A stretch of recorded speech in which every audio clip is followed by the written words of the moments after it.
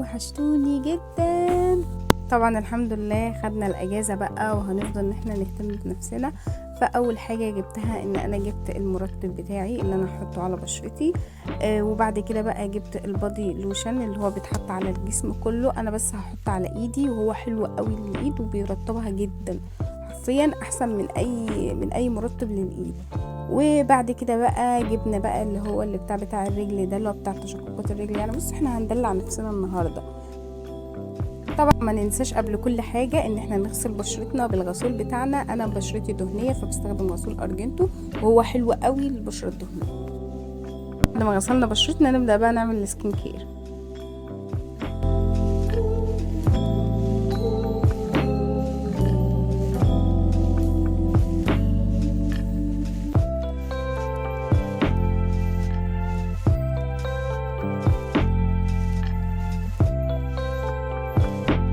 وهنا بقى جه وقت اللي هو احط البادي لوشن ده، بس انا هحطه على ايدي علشان هو حلو قوي وبيرطب الايد وهو بيرطب الجسم كله، بس انا هحطه على ايدي.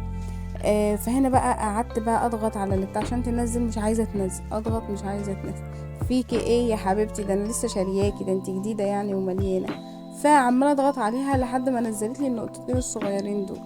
فاللي هو ايه، انتي يعني اشتمك يعني ولا اعمل ايه؟ المهم بقى ايه، قعدت اعمل بايدي كده وهو حلو قوي يا جماعه. بصوا بقى مفعول عامل ازاي، تحسي ان ايدك كده فيها زيت، فاهمين؟ اللي هو بتلمع، مش زيت يعني، هي بتلمع اصلا. فهو حلو قوي، مرطب حلو للايد، واحسن كمان من اللي هو المرطب الطبيعي بتاع الايد، فحلو قوي.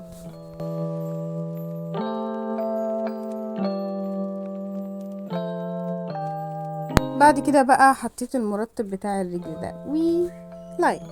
وهنا بقى قررت ان انا اذاكر انجليزي، علشان انا باجل مذاكره الانجليزي دي كل اجازه. يعني كل اجازه بقول هذاكر وبرضو بكسل وبقول الاجازه الجايه ان شاء الله. بس المره دي بقى قررت ان انا ايه، التزم كده واذاكر الانجليزي، عشان دي ماده مهمه جدا انتوا عارفين، ولازم كلنا نتعلم انجليزي.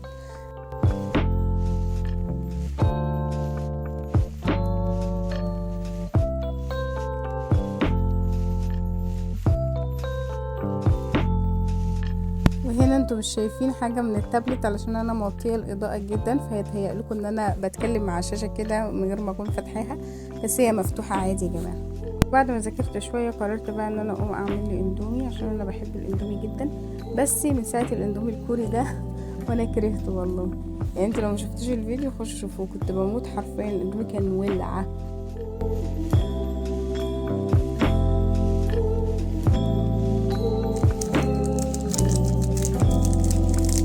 وهنا كنت بدور على حاجه اتفرج عليها وانا باكل الاندومي. كنت حاطه الشال على رجلي عشان الجو كان تلج، كان تلج حرفيا، وانا ما بستحملش، فحطيت الشال على رجلي كده.